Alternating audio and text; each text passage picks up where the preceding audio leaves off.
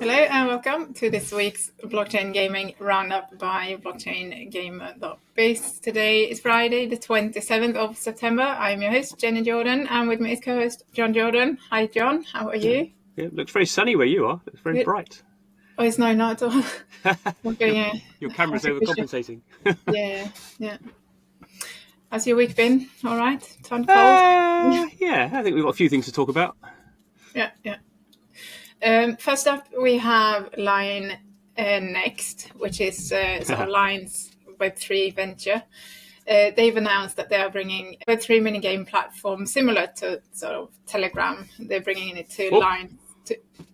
Telegram, we've had within a minute we've mentioned Telegram again. Yeah. People playing the drinking bingo game will be downing their shots for the use of Telegram in the first minute. No, it's very much the case, isn't it? It's everywhere. It is. Headlines everywhere. If you write about it, you know you're going to get a couple more readers that you don't normally get. It's very much the talk of the town at the moment. Not mentioning one publication in particular. We weren't going to talk about Telegram, though, were we? But we could do that. Okay, sorry, go on. You talk about Line for a bit, and then I'll talk about Telegram. Anyhow, so Line's got this messenger app, which is claimed to have about 1.96 billion users. And it's tapping into that audience that Line Next is aiming to do in a way than bringing sort of Web3 adoption mainstream. So they announced, they've raised 140 million, which was announced in December for the Dozy sort of game platform.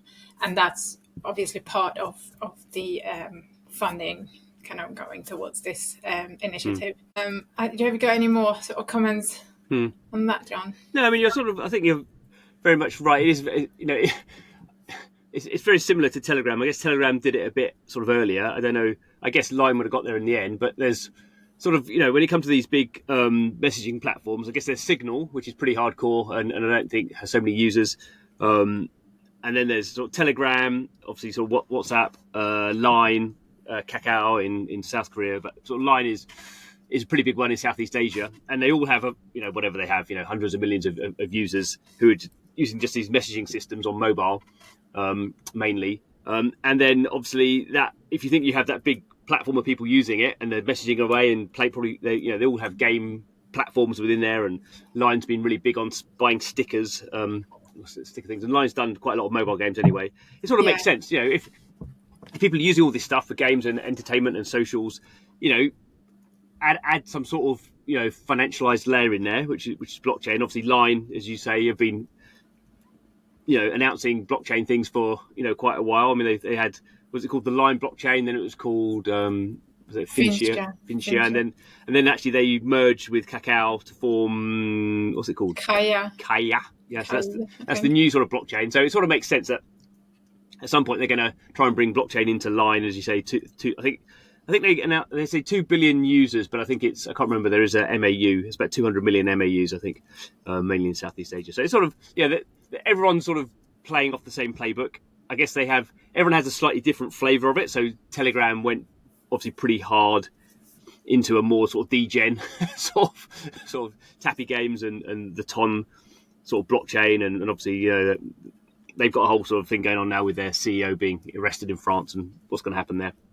Obviously, Line is a very different sort of company, very much more sort of standard commercial company, whereas Telegram was always a bit sort of obviously he was a Russian who there's lots of conspiracy theories now about how what was going on there. We won't go into all that, but it sort of just makes sense from a very top down view that if you've got lots of people doing these sort of things, if you can add basically your own money into that system, then that's going to play out in an interesting way. I mean, as you say, the Line stuff has always been very complicated. They have this sort of Dozy, which is obviously it's lost in translation a little bit. It's DOSI, so maybe it's Dossy, or maybe say Dozy in the West. It's sort of, a bit dozy, at the moment. So not the strongest brand.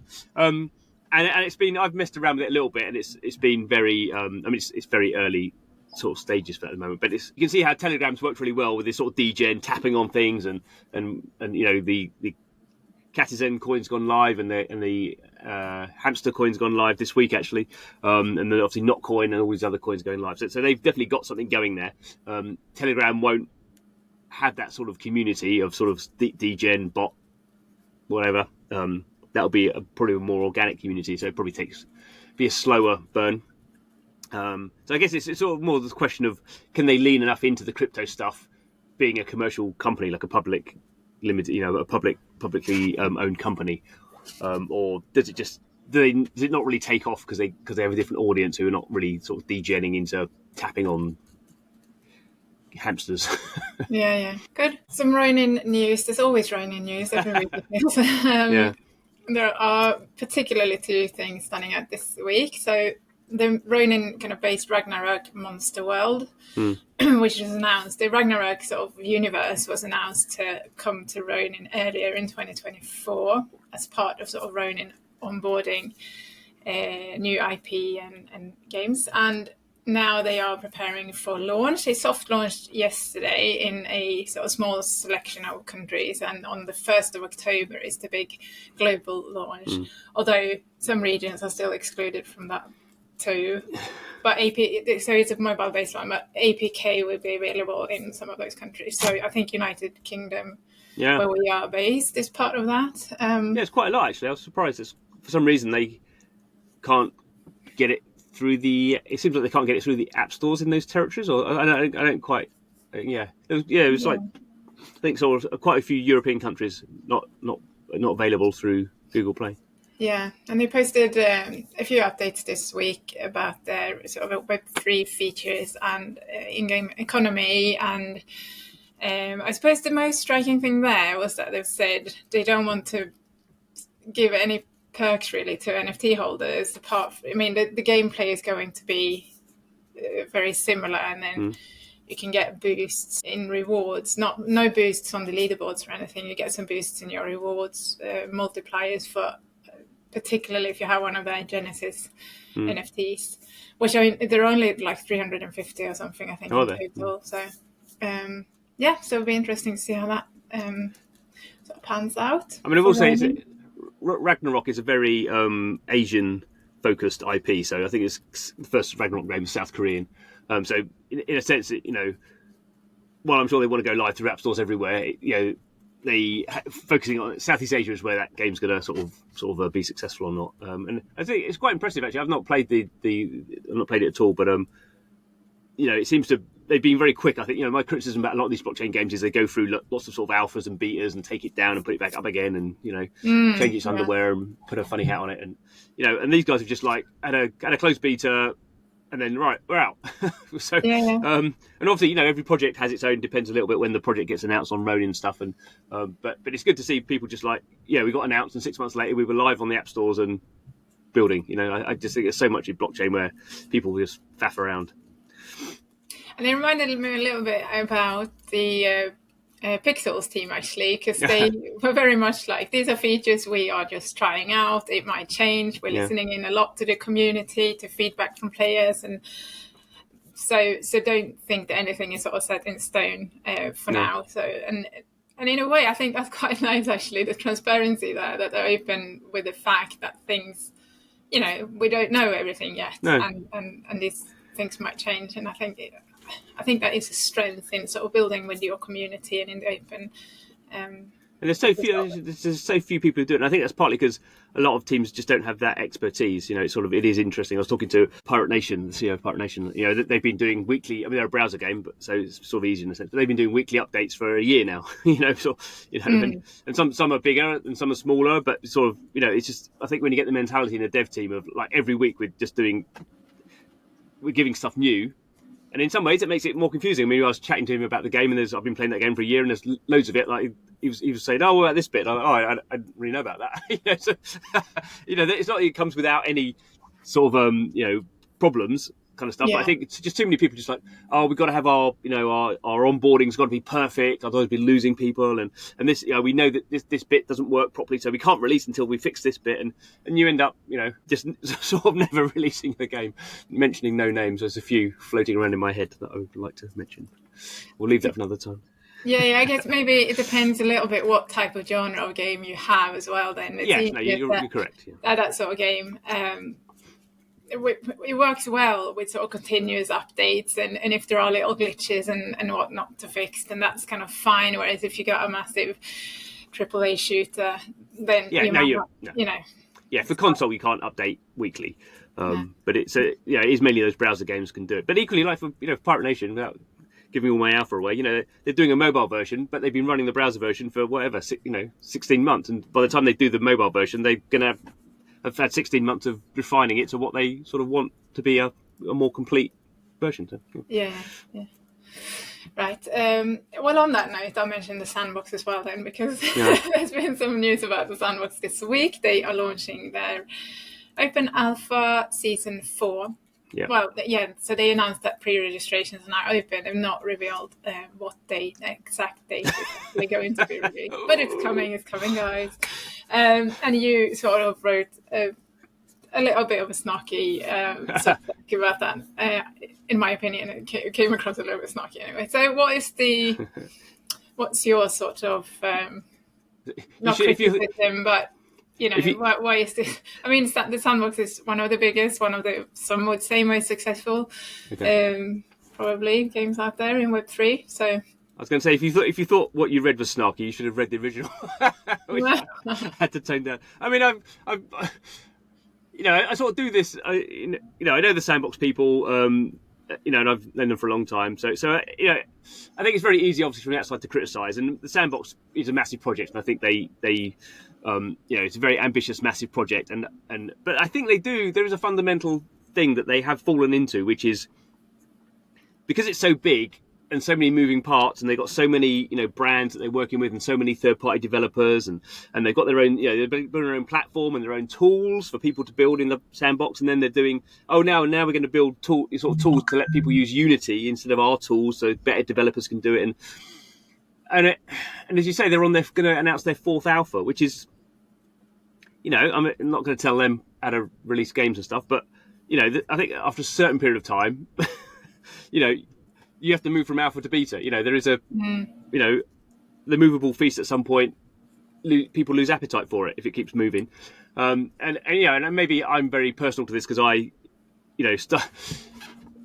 infamously in my head started doing a Sandbox YouTube channel called The Sandbox Daily in 2022, because that's when I thought the game was coming out.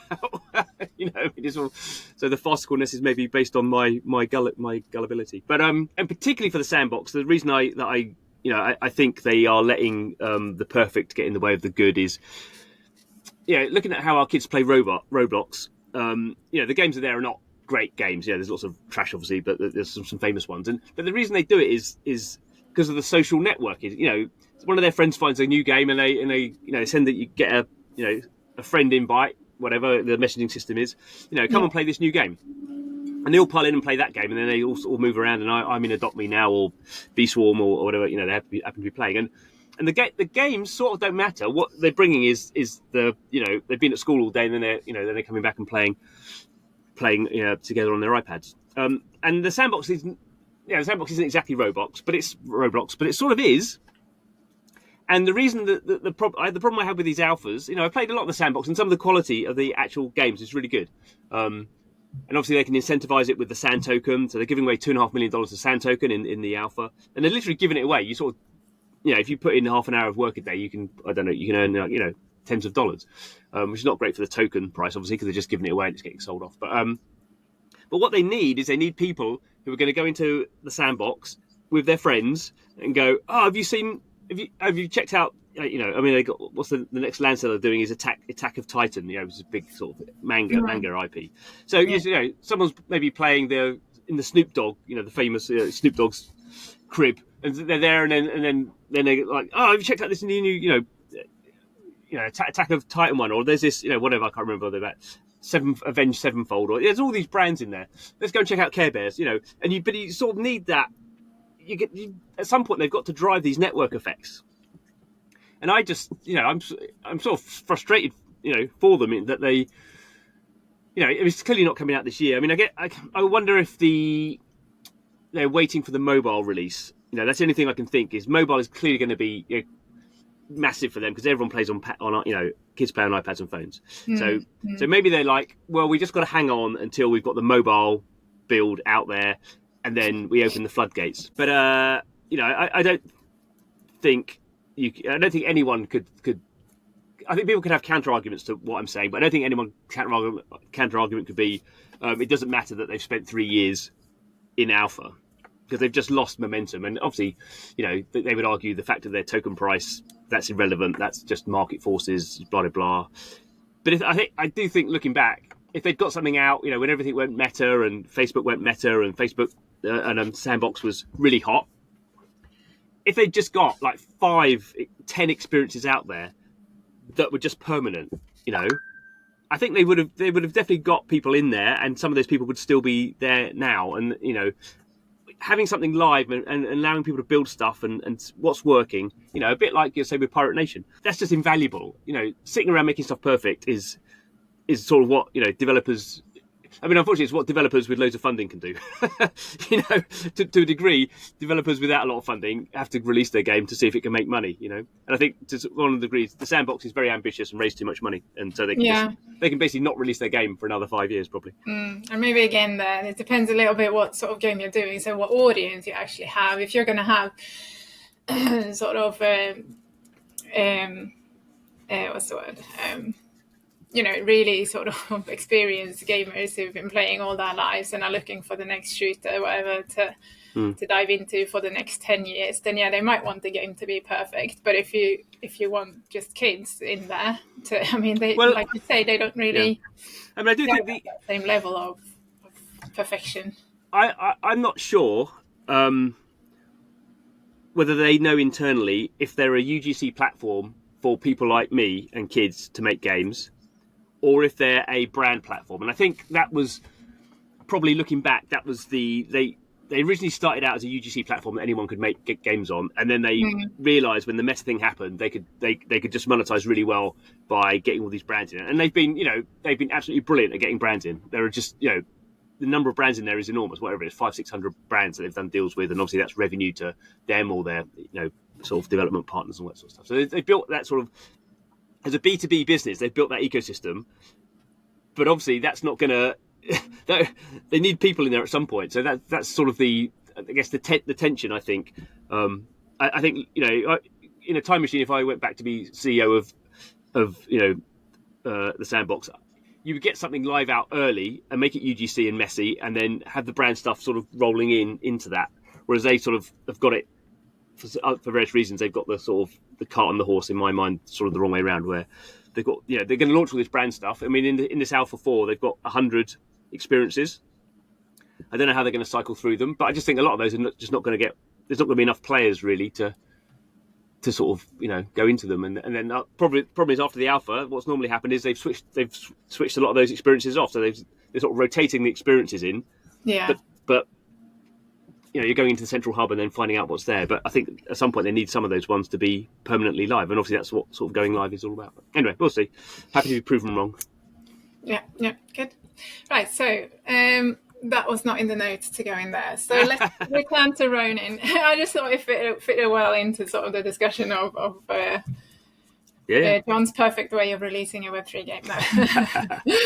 Right. So in other Ronin news, they have announced their Tamagotchi-style Axie Pals, which are sort of to become sort of be powered by AI, but they aren't currently. Is that right? Yeah, so a bit of an early announcement. They are working with, I can't remember, a company called genAI, was that right? Yeah. So they're working with a company called genAI, who are obviously a genAI company who've also working with Teletubbies and Hello Kitty. Obviously, there's going to be tons of this stuff going around now. So obviously with genAI, you can create these sort of AI agents. So there's going to be a lot of this in sort of enterprise and commerce. Instead of like having a little chat box, there'll be a little AI figure will pop up and ask you what clothes you're buying, what season you're buying for, what your hair color is, and all that sort of stuff. So this is a very, in some ways could be seen as serious, in some ways quite sort of light. At the moment, it's just a Tamagotchi. So basically, you log in with your Ronin wallet, and you can choose one of your actual Axie NFTs to be the little one that you have. I don't know if you can cycle through them. Obviously, only one at a time. It's a Chrome browser extension, so you have to install that. And then basically, anytime you're using Chrome, you can bring up your little Axie, and you do Tamagotchi things. So you feed them and rub their tummies, and make sure they're happy. And you get AXP, so that's the Axie points, which is used to level them up. There'll be a leaderboard, and the top 100 people will get AXS, the cryptocurrency. But at the moment, it's fairly lightweight, so I don't think there'll be massive upticks. The interesting bit will be obviously when the genAI stuff comes in and how they want to do that. How will that enhance the game then? Well, it won't enhance the game. The point is there's the Axie Pals. Well, in the sense, I guess they're thinking, if you have a particular Axie that is valuable or one you particularly like, then obviously that increases your sort of emotional sort of attachment to an Axie character rather than just the game. I don't know how wide they're going to go. I mean, will you want to be asking your Axie pal what's the who's going to win the US election, or what our interest most common question in our house: what's the weather today? What's the weather today? Yeah. Actually. So maybe it'll be that, or will they want to sort of? Obviously, they would use that as a sort of hook to focus people on the game. Like the Axie might say, "Oh, do you know that there's the new season 10 blah blah blah start happening? We want to start playing your Axies." Obviously, they can use it as a sort of a marketing tool as well. I think that's quite cool. I think the issue is obviously everyone's going to, this is going to be commoditized, or has been commoditized fairly quickly. So sort of all your games are going to be sort of wanting to do this. So who gets, who it actually works for, I don't know. Good. Right. TreasureDAO announced this week. Well, they completed the vote actually for where to build a treasure chain, and initially it was on Arbitrum, and with all the games were deployed on Arbitrum as well. And now they've decided to instead go with ZKsync. This is a process that's been going on for most of 2024. Yeah, so now that's settled. But in other news, so that's a loss for Arbitrum, I suppose. But Oasis has announced, the Japanese blockchain Oasis announced that they now support L2s built on Arbitrum Orbit. Yep. So it's kind of a groundbreaking move, really, from Arbitrum and Oasis, in that they are bringing Arbitrum Orbit outside of sort of the Ethereum ecosystem. And the first Oasis L2 chain to sort of utilize this will be Uprising. What's it called? Yep. Uprising Labs. Yes, Uprising Verse. They call it Verse, don't they? Uprising L2 Verse. Yeah. Yeah. So yeah. TreasureDAO. Yeah. I mean, I know it's sort of like the sort of blockchain hokey cokey for game chains at the games at the moment. Everyone's moving around. Yeah. I don't know. I mean, I don't know enough about TreasureDAO really to have an opinion on them. I'm not spoken to anyone there or anything like that. But it's a pretty big deal. They've been building on Arbitrum for like 2 years. They've been sort of the major gaming ecosystem on Arbitrum. Obviously, I'm not technical. I don't know. There's obviously technical aspects of making these sort of decisions, and I listened to the founder of TreasureDAO on a podcast, and they're talking about ZKsync, and how they did their, it's all about sort of zero knowledge roll ups, and how they were Matter Labs, who the company behind it, how they were very advanced, and to a degree I'm sure some are better than others, but to a degree everything becomes commoditized. And the sort of interviewer asked him about so what grants did you get? And obviously he sort of said, well, we got some grants, but didn't really sort of go into any detail. I mean, like they always say, and I think it's sort of true, it wasn't about the grants weren't the main reason. And I think that's probably true. The Magic token has been, they've got their own money out there. The Magic token's not done very well. There's not any great games on Treasure that compel me to go and play them. But they are something there. So I don't think the money sort of matters that much. But I think there's definitely more generally, Treasure has not engaged with the blockchain gaming community. I think it has its fan base, as lots of sort of chains or ecosystems do. I don't see it's expanding much. I mean, sort of the big game to join Treasure was Mighty Action Heroes last year, and now Mighty Action Heroes have left Treasure, and then Treasure's left. The whole thing, obviously for us in the sort of sector, it gives us stuff to write about, but in the big scheme of things, I don't think it's very valuable. The really weird thing about it was, though, that the founder of TreasureDAO and TreasureDAO is sort of a community in Arbitrum, made this big push for Arbitrum to be more gaming focused and to allocate $200 million worth of ARB tokens to I think it's called the Gaming Catalyst program or something. So there's this big fuss about that, and there was a big argument within Arbitrum about whether they should be given this enormous sum of money, and there were sort of arguments about how it was going to cost them tens of millions of dollars to sort of manage it and create an organisation to manage this sort of grant thing that happened over 5 years. And then, having done all that, Treasurer just like, oh yeah, screw that. We'll go to this other one. I mean, it's just the optics of it are not great. It's sort of the optics of these are serious companies making long-term, business deals with these, and obviously blockchain isn't that. There is that degen sort of thing to it, but I don't think it's, I've got no skin in this game. I don't care less sort of thing. But it doesn't sort of improve my superficial view on Treasure, really. I have to say that. Okay. I think the Oasis thing is technically nice. I don't. Again, I mean, Oasis is very Japanese focused. I don't know how, I don't know whether they feel they're not getting developer support because you have to use their own tooling for the L2s. So maybe it'll help them in that degree. But it's I've yet. I think there's so many blockchains out there. I think Oasis will get well used by the Japanese companies. That seems to be the case. But Ubisoft are the big company using them at the moment, but I'm not quite sure, how sort of widespread support they're going to get, really. Right, and on that note, we are going to run off. So thank you very much for listening, and we will see you all next week. Bye-bye. Bye-bye.